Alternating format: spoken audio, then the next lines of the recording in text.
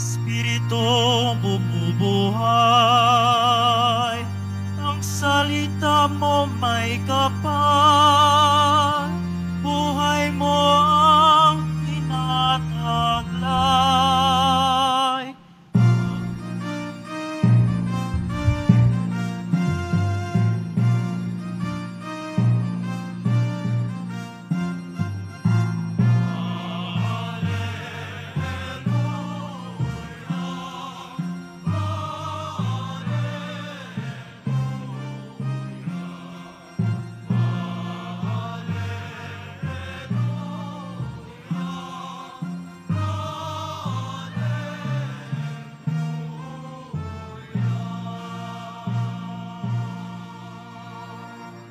Sumainyo ang Panginoon. At sumayo rin. Ang mabuting balita ng Panginoon ayon kay San Juan.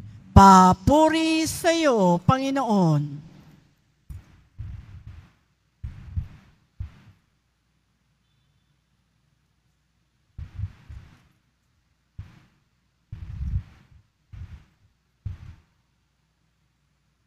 Noong panahong iyon, marami sa mga alagad ni Jesus ang nagsabi, "Mabigat na pananalita ito. Sino ang makatatanggap nito?"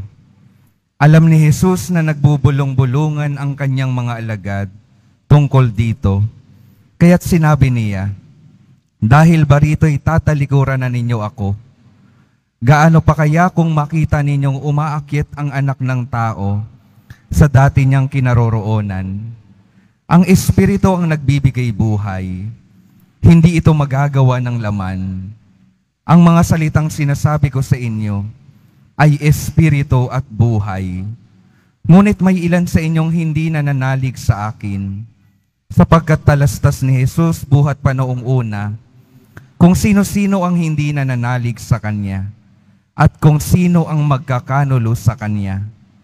Idinugtong pa niya, "Iyan ang dahilan kaya ko sinabi sa inyo na walang makalalapit sa akin malibang loobin ito ng Ama."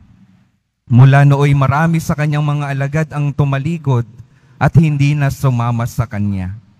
Kaya tinanong ni Jesus ang 12, "Ibig din ba ninyong umalis?" Sumagot si Simon Pedro, "Panginoon, kanino po kami pupunta? Nasa inyo ang mga salitang nagbibigay ng buhay na walang hanggan. Naniniwala kami at ngayon natitiyak naming kayo ang banal ng Diyos." Ang mabuting balita ng Panginoon. Pinupuri ka namin, Panginoong Hesu Kristo. Magsiupo muna po ang lahat.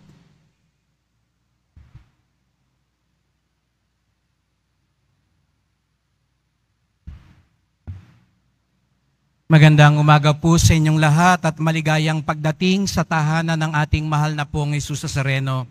Binabati din natin at pinagdarasal ang mga nasa online, lalo na po mga may sakit at nag-aalaga sa may sakit at mga kababayan, mga kadeboto natin mula sa iba't ibang panig ng bansa at daigdig na nais sumama sa misa dito sa Quiapo, sa Basilica Minor at Pambansang Dambana ni Jesus Nazareno. Tayong lahat ay narito ngayon sapagkat tayo'y tinawag ng Diyos at tayo'y mahal ng Diyos. Kaya't bigyan natin ng papuri, parangal at pasasalamat ang ating minamahal na Nuestro Padre Jesus Nazareno.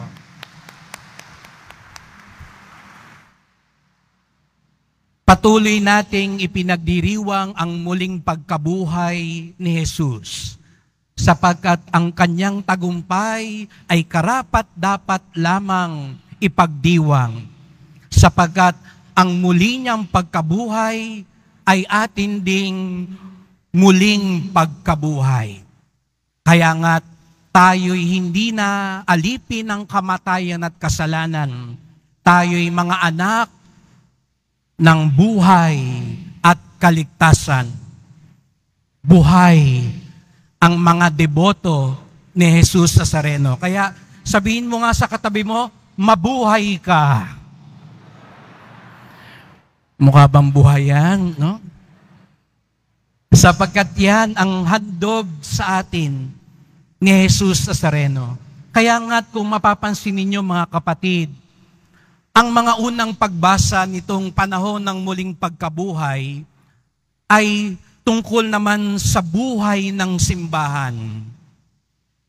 Kung sa Ebanghelyo, ikinukwento ang mga tagpo sa muling pagkabuhay ni Jesus, sa unang pagbasa, ang muling pagkabuhay ng simbahan. Sapagkat kung naalala ninyo, nung Biyernes Santo, para bang namatay yung simbahan, yung mga alagad, yung mga tagasunod ni Jesus. Nung nakita siyang namatay sa krus, naglaho ang kanilang pag-asa. Nag-alisa na sila. Naduwag na sila. Ngunit nang muling nabuhay si Jesus, parang namuli rin silang nabuhay. Kaya nga sabi ko nga, ang tunay na deboto, ang tunay na naniniwala kay Jesus Nazareno, buhay na buhay. At dahil buhay na buhay, daluyan ng buhay. Katulad ni Jesus Nazareno. Kaya nga narinig natin sa unang pagbasa si Pedro. Naalala niyo si Pedro? Yung duwag nung Huwebes Santo, yung tumakbo nang pinapatay na si Jesus Nazareno. Pero ngayon, naglilibot na siya, hindi siya nagtatago. Umiikot na siya, nangangaral siya ng mabuting balita. At hindi niyo ba napansin kung ano yung ginagawa ni Jesus, ganun na rin ang kanyang ginagawa.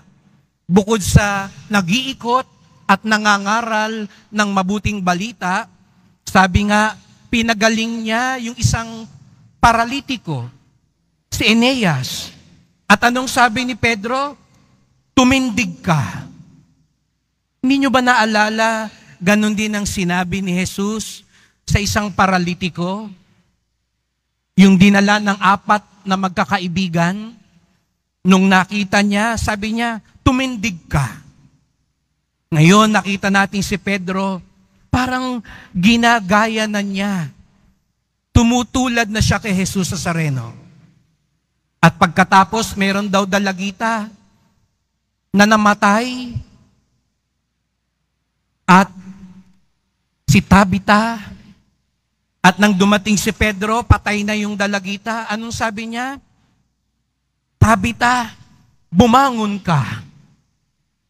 Naalala niyo yung sinabi ni Jesus Nazareno? Talita kum. Tungkol din ito sa isang dalagitang namatay na binuhay niya. Kaya nakikita natin mga kapatid, ang muling pagkabuhay ay hindi lang tungkol kay Jesus Nazareno. Ang muling pagkabuhay ay tungkol din sa mga naniniwala at sumusunod kay Jesus Nazareno. Kaya nga, ibang-iba na si Pedro.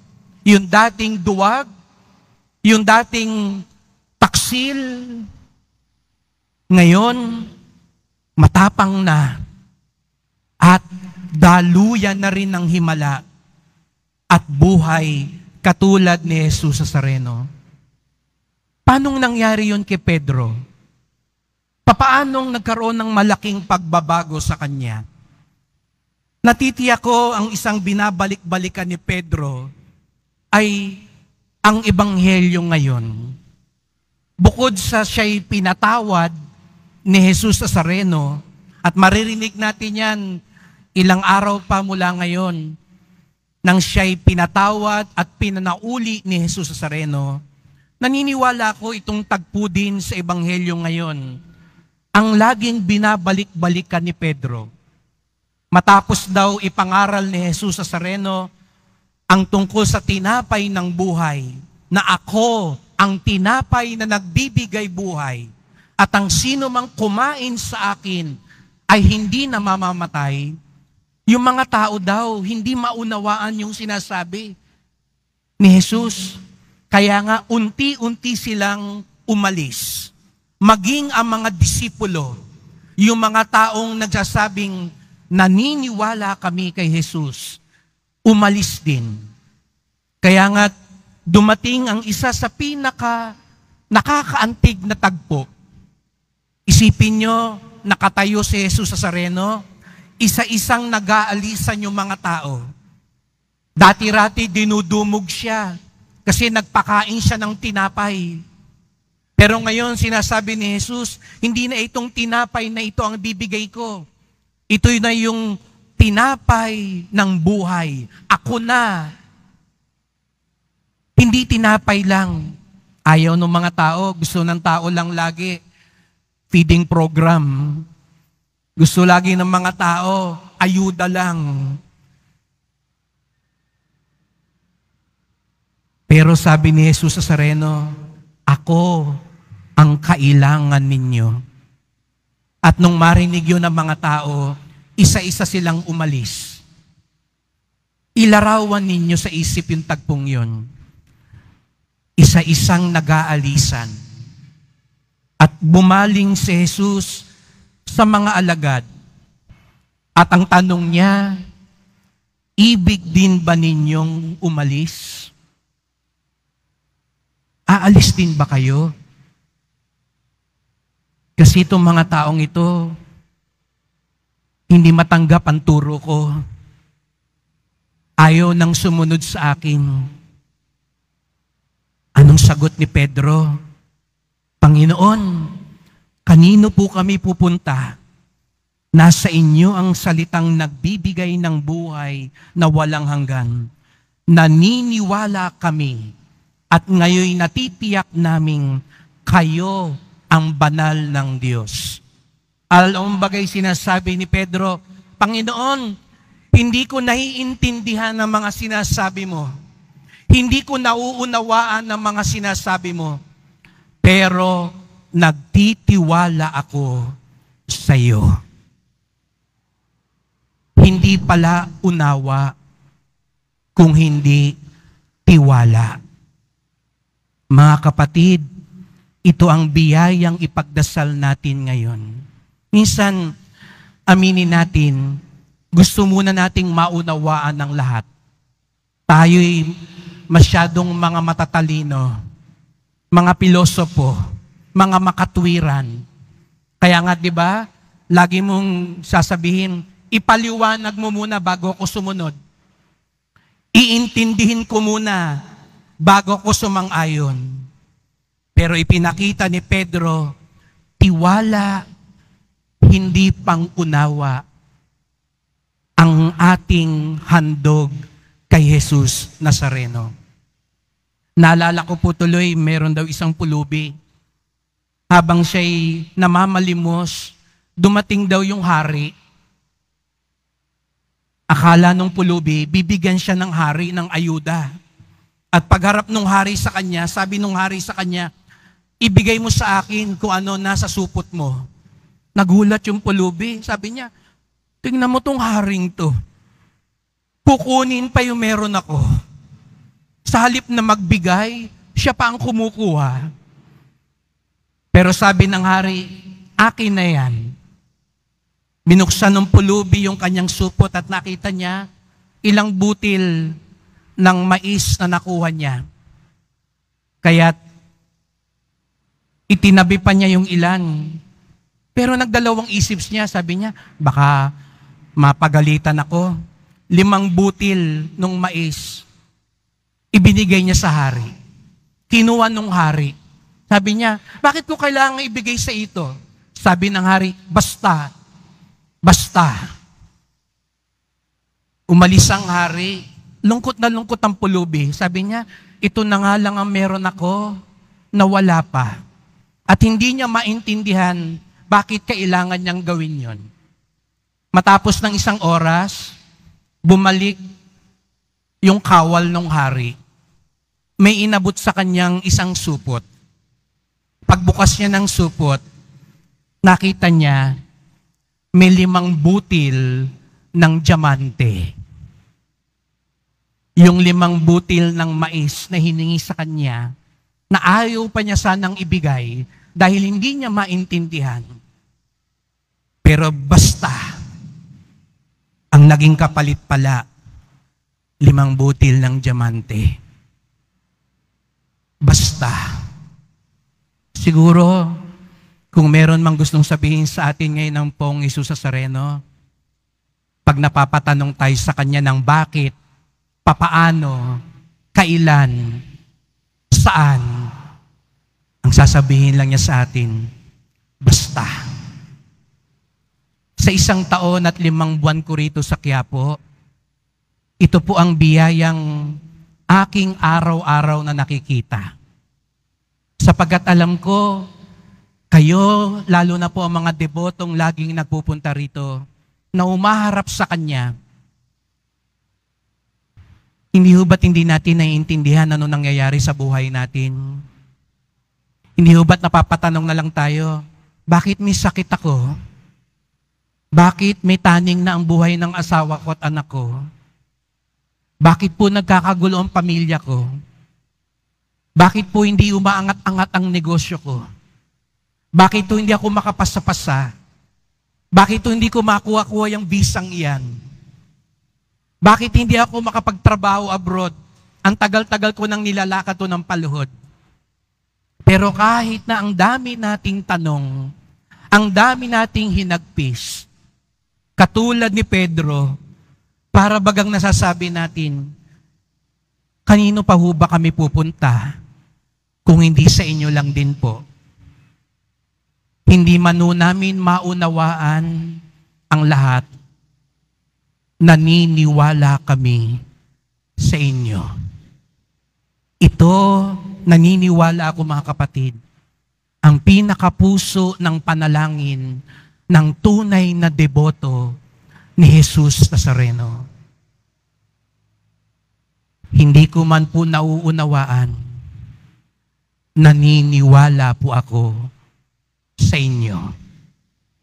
At ito po mga kapatid, kung maaari po, ipagdasal niyo po ako kasama mga kapatid kong pari, gaya ng pagdarasal ko po sa bawat isa sa inyo ngayon, na sa pagharap natin lagi sa Kanya, iyon ang ating munting handog. Hindi man natin maintindihan, hindi man natin maunawaan, naniniwala pa rin tayo sapagkat alam natin si Jesus Nazareno katiwa-tiwala. Si Jesus Nazareno lubos na maasahan. Si Jesus Nazareno lubhang tapat. Basta. Huwag niyong kakalimutan yon. Pag nagtatanong kayo sa Kanya, sasabihin lang niya, basta. Basta tuloy lang. Basta umasa ka. Basta gawin mo pa rin yung mabuti. Basta wag kang lalayo sa akin. Basta. Sabi nga ni Santa Teresa de Avila, Diyos solo basta. Sapagkat ang Diyos higit pa sa sapat. Mahal na po ang Jesus Nazareno, salamat po sa napakaraming kaloob ninyo sa amin. Bagamat dumadaan kami sa aming buhay na marami kaming hindi naiintindihan at nauunawaan, kanino pa ho ba kami babaling kung hindi sa inyo? Sapagkat kayo ang tunay na maasahan sa lahat. Kaya nga't tanggapin niyo po ang aming pagtitiwala at paniniwala. Kulang man ito, maliit man ito, alam namin sapat na ito para sa iyong biyaya. Mahal na pong Jesus Nazareno, kawaan niyo po kami, basbasan niyo po kami. Amen. Amen.